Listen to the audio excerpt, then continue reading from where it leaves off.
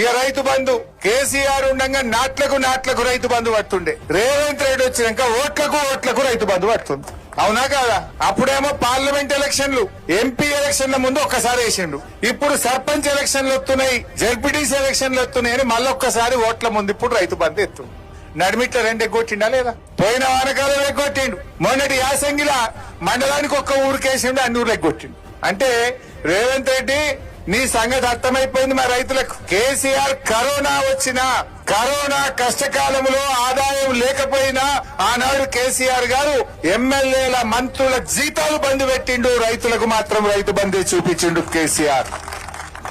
కానీ నువ్వు ఇవాళ ఓట్లకు రైతు బంధు వేస్తున్నావు. 15,000 ఇస్తా అన్నావు, ఇవాళ అడిమిట్ల 2 రైతు బంధులు ఎగ్గొట్టినావు. 2 రైతు బంధులు అంటే ఒక్కొక్క రైతుకు ఒక్కొక్క ఎకరానికి 12,000 ఇవాళ రేవంత్ రెడ్డి బాకీ ఉన్నాడు. అంటే రైతులంతా అమాయకంగా కనబడుతున్నారా?